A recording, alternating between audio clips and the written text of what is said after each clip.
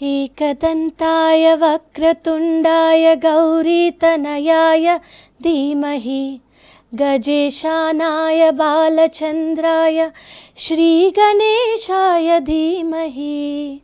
నమస్కారం, welcome to I dream.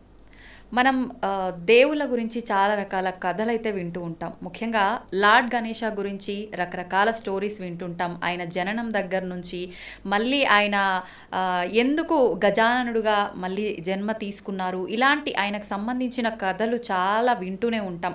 అయితే ప్రస్తుతం మనం రీసెంట్గా కూడా ఇప్పుడు నవరాత్రుల సమయంలోనే ఉన్నాము కాబట్టి అందరూ కూడా ప్రతిరోజు ఆయనకు సంబంధించిన కథలు అయితే వింటూనే ఉంటారు. ప్రతి ఒక్క దేవుడికి ప్రతి ఒక్క చక్రాకి కూడా కనెక్షన్ అనేది ఉంటుంది, సంబంధం ఉంటుంది అని చెప్పి కూడా మనం వింటూ ఉంటాం. అయితే ముఖ్యంగా ఏ దేవుడికి ఏ చక్రాతో సంబంధం ఉంటుంది, ఇలాంటి విషయాలైతే చాలా తక్కువ మందే మాట్లాడి ఉంటారు. మీ అందరికీ ఇలాంటి మంచి మంచి విషయాలన్నీ తెలియజేయడం కోసం అయితే ఈ సిరీస్ని అయితే స్టార్ట్ చేశాము. ముందుగా మనం ఏ పూజ చేసినా, ఎటువంటి కార్యం చేసినా ఆ గణనాథుడికే తొలి పూజ అనేది కూడా చేస్తూ ఉంటాము. అందుకని చెప్పి ఈ ఎపిసోడ్లో ముఖ్యంగా ఆ లార్డ్ గణేషకి సంబంధించిన టాపిక్ తోటే సిరీస్ స్టార్ట్ చేయడం అయితే జరుగుతుంది. మీరు కనుక ఈ సిరీస్ని ఫాలో అయితే మంచి మంచి ఇంట్రెస్టింగ్ టాపిక్స్ అయితే తెలుసుకునే అవకాశం ఉంటుంది. ఎవరు కూడా స్కిప్ చేయకుండా సిరీస్ మొత్తం కంప్లీట్గా చూసే ప్రయత్నం అయితే చేయండి. ఇంకెందుకు ఆలస్యం, ప్రోగ్రామ్ని స్టార్ట్ చేసేద్దాం. Hi madam. హలో అండి. హాయ్. Hi ma'am. ముందుగా ప్రోగ్రామ్ స్టార్ట్ చేసే ముందు మనం ఆ గణనాథుని తలుచుకుంటూ ఒక చిన్న సాంగో శ్లోకమో ఏదో ఒక దాని ద్వారా స్టార్ట్ చేద్దాం. షూర్ అండి. మీరు కూడా నాతో హమ్ చేస్తే బాగుంటుంది. అందరికీ తెలిసిన సాంగే. Okay, done. एकदन्ताय वक्रतुण्डाय गौरीतनयाय धीमहि गजेशानाय बालचन्द्राय श्रीगणेशाय धीमहि.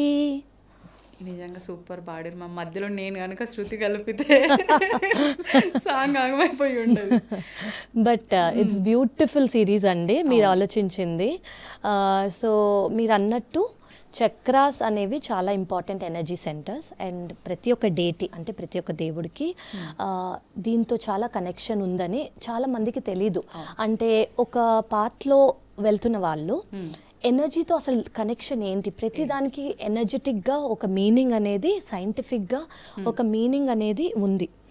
సో ఆ మీనింగ్ ఏంటి అని నేను ఈసారి చెప్పడానికి నేను ట్రై చేస్తాను. ఓకేనా? ముందుగా మనం స్టోరీస్ అయితే వింటూనే ఉంటాం గణేష్కి సంబంధించి. అయితే ఎనర్జీకి దేవుడికి సంబంధం ఉంది. అవునండి. అసలు ఇంట్రెస్టింగ్ టాపిక్ మనం జనాలందరికీ తెలియజేయాలి అని అంటే మనం మాట్లాడే టాపిక్ కూడా అంతే ఇంట్రెస్టింగ్గా ఉండాలి. కరెక్ట్. ఎలా స్టార్ట్ చేద్దాం మేడం? ముందుగా అంటే అసలు చాలా స్టోరీస్ మనం వింటూ ఉంటాం కదా. ఫస్ట్ ఆయన జననం కానివ్వండి, లేదా ఆయనకు ఆ పేరు ఎందుకు వచ్చింది కానివ్వండి, పురాణాల్లో కానివ్వండి, సైంటిఫిక్గా కానీ చాలా స్టోరీస్ ఉన్నాయి. ఒకటి మనం అందరం వింటూ ఉంటాం ఏంటి, పార్వతీదేవి ఆవిడ స్నానం చేయడానికి వెళ్తున్నప్పుడు ఆవిడ నలుగుపిండితో వచ్చిన దాంతో ఒక రూపం ఇచ్చి ఆవిడ శక్తితో ఆవిడ ప్రాణం పోసి నన్ను గాడ్ చేయమని లోపలికి వెళ్తారు. శివుడు వచ్చి ఆయన ఆపారు కాబట్టి ఆయన తల కట్ చేసి ఇది ఆయన స్టోరీ. అప్పుడు ఎలిఫెంట్ హెడ్ పెడతారు అని ఒక స్టోరీ. ఇంకోటి ఏంటంటే శివుడు చుట్టూ గణాలు అని ఉంటారు. ఓకే, గణాలు అంటే మనకి ఇప్పుడు మన చుట్టూ మన ఫ్యామిలీ, ఫ్రెండ్స్, వెల్ విషర్స్, మనకి సపోర్ట్ ఇచ్చే వాళ్ళు ఎవరైతే ఉన్నారో అలాగే శివుడు చుట్టూ ఉంటారనమాట. సో ఎప్పుడన్నా పార్వతీదేవి ఇలా స్నానానికి వెళ్ళడానికి ఫస్ట్ ఒక స్టోరీ ఏంటంటే నందిని బయట నన్ను గాడ్ చేయి, ఎవరు లోపల రాకుండా చూసుకోండి అని ఫస్ట్ నందిని ఆపమంటుంది అనమాట. సో ఒకసారి శివుడు వస్తే నంది అఫ్కోర్స్ శివుడిని ఆపలేకపోతే శివుడు లోపలికి వచ్చేస్తారు. వచ్చేస్తే ఆవిడ వాళ్ళ ఫ్రెండ్స్, వాళ్ళ రిలేటివ్స్లో ఆవిడ మాట్లాడుకుంటూ ఉంటారు అనమాట. చూసారా, వాళ్ళ గణాలు ఆయన వైపు వారు కాబట్టి అసలు ఎవరు ఆపలేదు, మనకు కూడా అలా ఉంటే ఎంత బాగుంటుంది అని.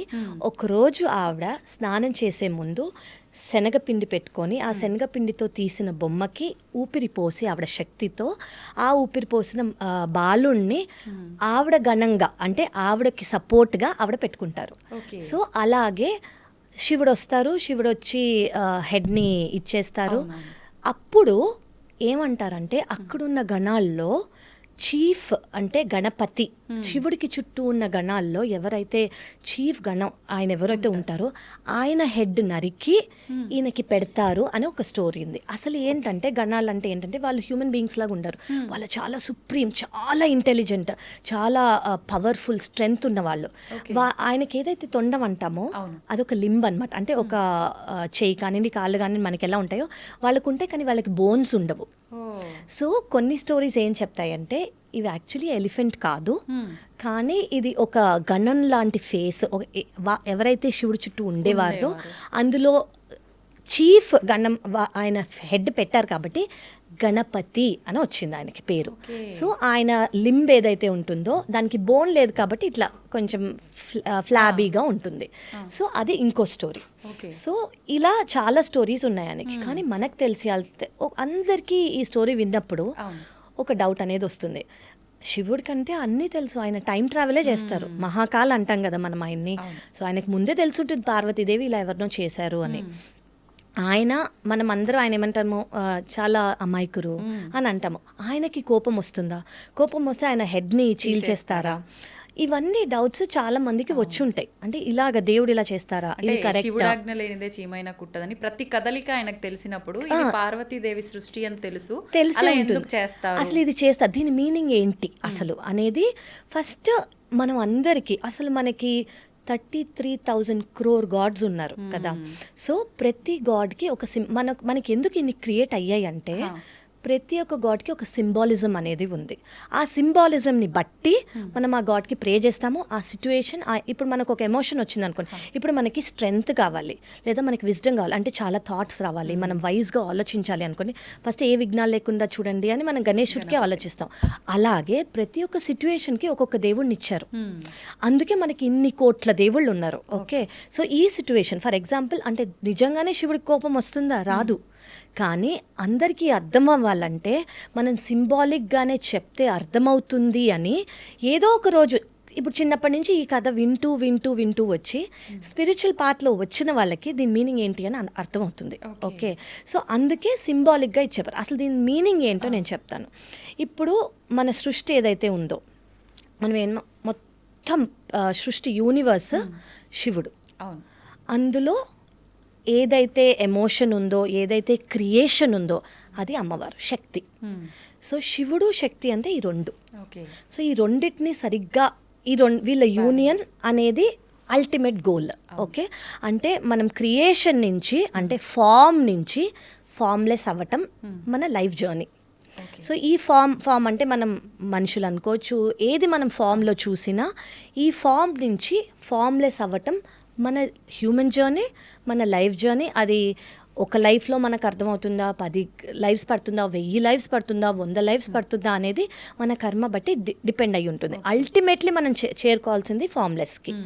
సో ఇప్పుడు దీనికి మీనింగ్ ఏంటంటే, ఇప్పుడు పార్వతీదేవి ఉన్నారు. పార్వతీదేవి ఏంటంటే ఫస్ట్ మనం అర్థం చేసుకోవాలి, మీరు ఇందాక చెప్పినట్టు చక్రాస్ ద్వారా. ఇప్పుడు అందరూ చెప్పేది ఏంటి అంటే మనకు తెలిసిన పురాణాల్లో గణేశుడు అనేది మూలాధార చక్రాలో ఉంటారు, అంటే రూట్ చక్ర. ఓకే, రూట్ చక్ర అంటే మన స్పైన్కి కింద ఉండేది. ఓకే, మూల ఆధార అంటే రూట్కి ఇచ్చే ఫౌండేషన్, స్ట్రెంగ్త్. సో మనకి ఫస్ట్ గణేశుడు అక్కడ ఉంటారు కాబట్టి ఆయన రూట్ చక్రకి అధిపతి అని అంటారు. ఓకే, అది ఫస్ట్ థింగ్. సెకండ్ థింగ్ ఏంటంటే అసలు అది ఎందుకు ఇంపార్టెంట్, ఫస్ట్ నేను మీకు గణేశుడు స్టోరీ చెప్తాను. అంటే నిజంగానే మనం ఇందాక మాట్లాడుకున్నందుకు శివుడు కోపం వచ్చిందా, అదే మనకు తెలియాల్సింది ఏంటంటే ఇప్పుడు అమ్మవారు ఉన్నారు, ఆవిడ ఓన్ శనగపిండి నుంచి బాలుణ్ణి చేసి దాంట్లో ప్రాణం పోసింది, అంటే ఆవిడ క్రియేషన్ అది. సో ఇంప్యూరిటీస్ అనుకోవచ్చు, లేదా ఆవిడ స్కిన్లోంచి వచ్చిన వాళ్ళు అనుకోవచ్చు. సో ఎర్త్ ఎలిమెంట్ ఇది. ఓకే, రూట్ చక్రాకి ఎర్త్ ఎలిమెంట్కి, రూట్ అంటే ఎర్త్లో ఉండేది. ఓకే, రూట్ చక్రాకి ఎర్త్ ఎలిమెంట్కి కనెక్షన్ అనేది ఉంది. అంటే ఆవిడలో ఉండే ఒక అంశము ఆవిడ దానికి ఊపిరి పోసి గణేశుడిని ఆ రూట్ చక్రాకి అధిపతి చేసింది. సో రూట్ చక్ర ఎక్కడైతే ఉంటుందో బేస్ ఆఫ్ ద స్పైన్ అన్నిటికన్నా కింద మనకి మోస్ట్ ప్రామినెంట్ 7 చక్రాలు. సో మూలాధార నుంచి సహస్ర అంటే క్రౌన్ చక్ర, ఇక్కడికి వెళ్ళటమే మన జర్నీ. అంటే శక్తి నుంచి శివుడికి వెళ్ళటం, ఇదే మన జర్నీ. సో ఆయనను అక్కడ కూర్చోపెట్టి, సో బేసిక్లీ దీని మీనింగ్ ఏంటంటే మన రూట్ అనేది, ఫౌండేషన్ అనేది చాలా స్ట్రాంగ్గా ఉండాలి. సో ఇప్పుడు బాడీ అనేది ఏంటి అంటే అహంకారం, అంటే ఈగో అంటే బాడీ.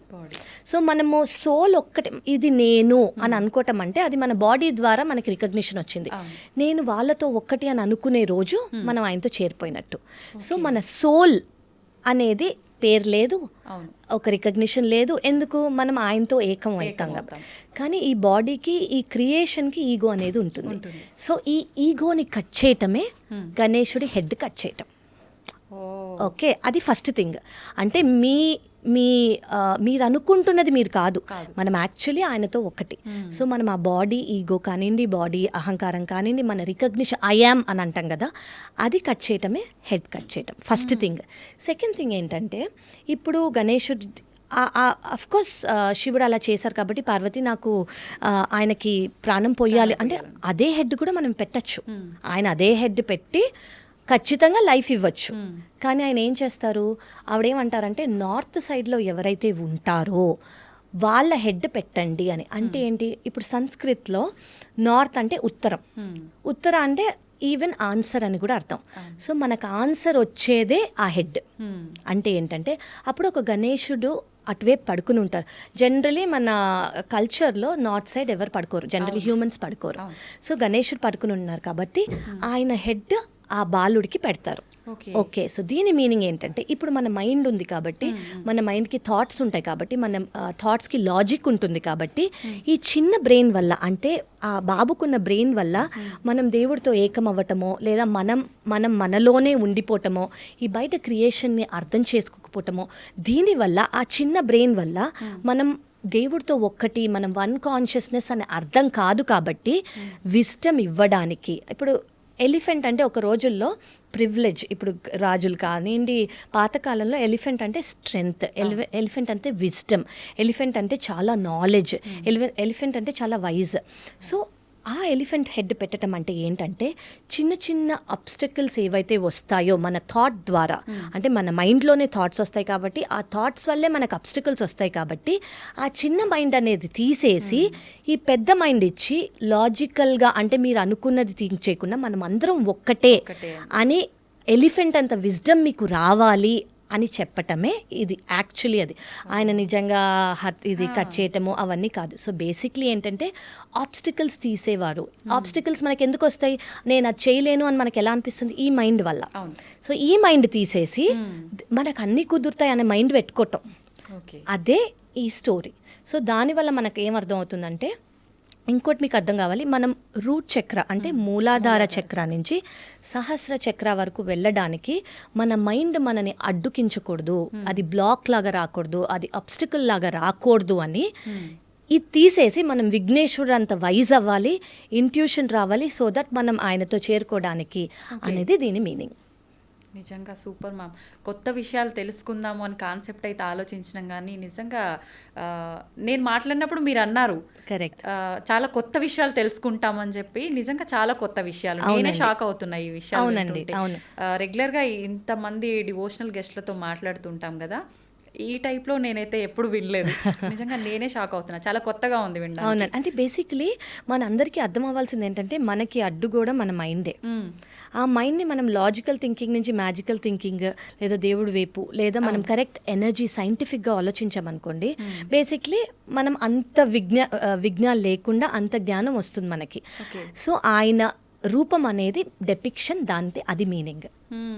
ఓకే, ఆయన ఆకారం తీసుకుంటే తొండం ఒక్కటే కాదు, మిగతా దేవతలతో పోలిస్తే ఆయన స్వరూపం ప్రతి ఒక్కటి కూడా కొంచెం భిన్నంగానే ఉంటుంది. అవునండి, వాటన్నిటికి కూడా ఒక మీనింగ్ ఉంది ఖచ్చితంగా అండి. సో ఇప్పుడు మనం హెడ్ గురించి మాట్లాడాం కదా, అలాగే ఆయనకి 4 చేతులు ఉంటాయి.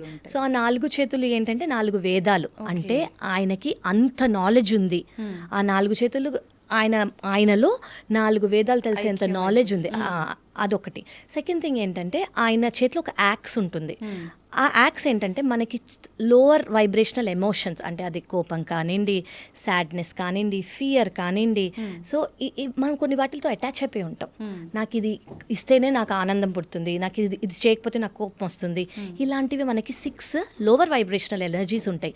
ఈ ఎనర్జీస్ని పోగొట్టడమే ఈ యాక్స్ చేసే పని. ఓకే, అలాగే మీరు అది చూసారనుకోండి, ఆయన కాలు అనేది ఒక కాలు కిందకి ఒక కాలు పైకి ఉంటుంది.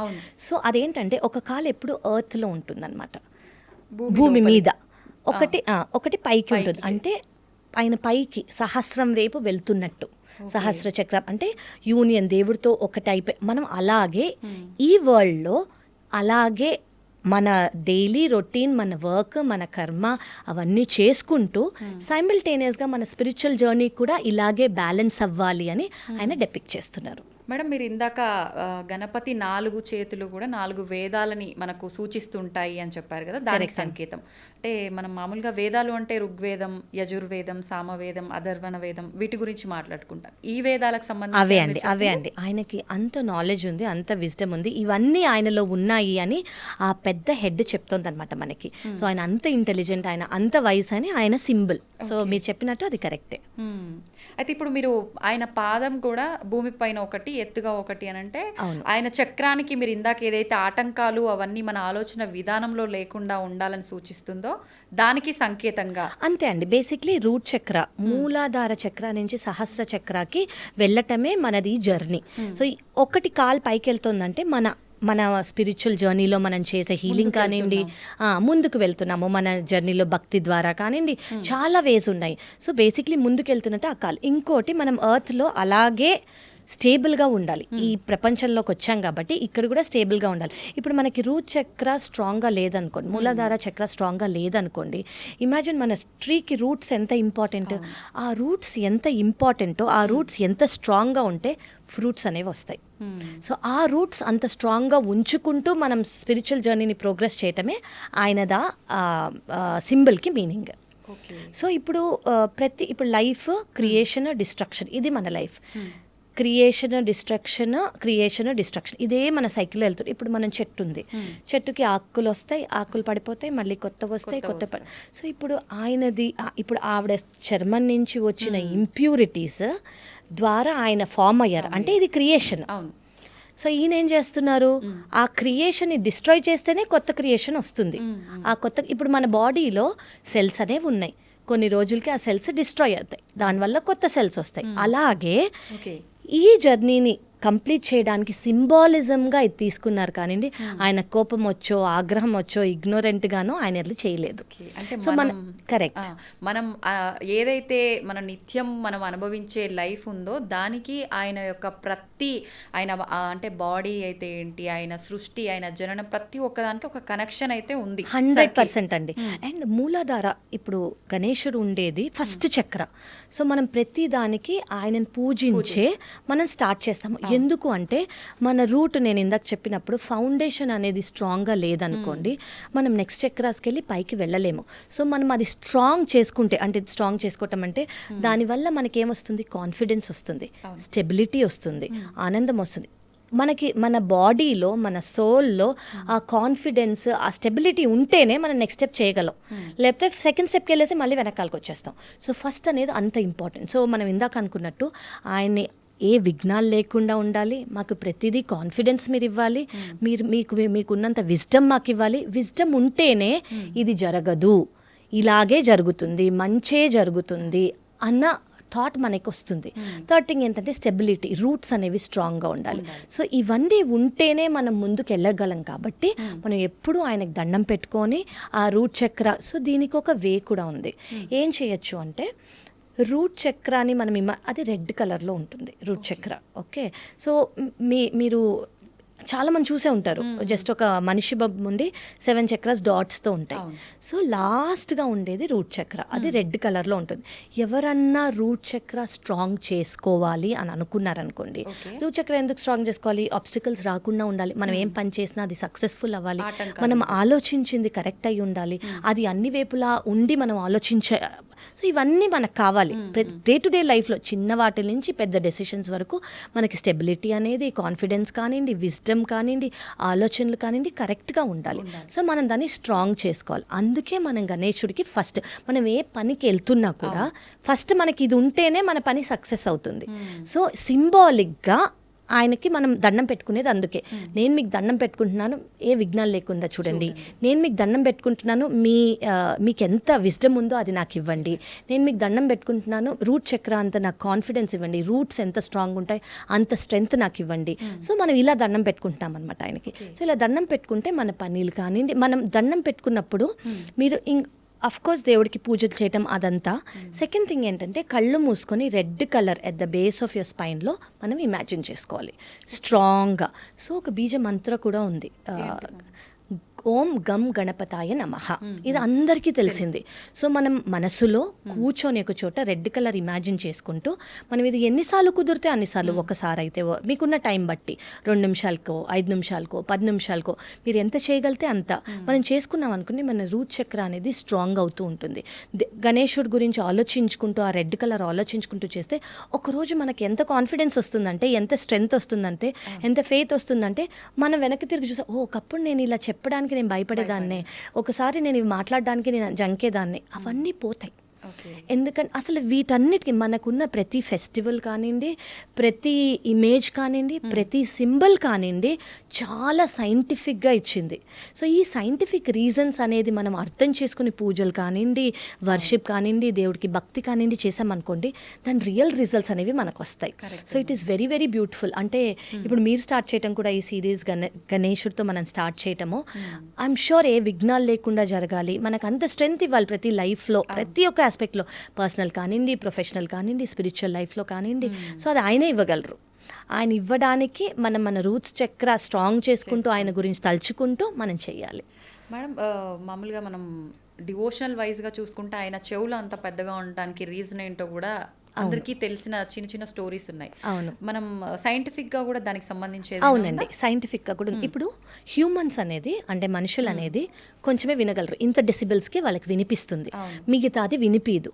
అదే మీరు యానిమల్స్ చూసారనుకోండి, మనకన్నా ముందుగా ఎక్కువగా డాగ్స్కి వినిపిస్తుంది, స్మెల్ కానివ్వండి, వినిపించడం కానివ్వండి, వాళ్ళకి చాలా ఎక్కువ. మనకి అలాగే ప్రతి ఒక్క యానిమల్కి ఎక్కువ, యానిమల్కి హ్యూమన్స్కి అట్లా తెలిసిన దానికన్నా కనిపించే దానికన్నా ఎక్కువ వినిపిస్తుంది.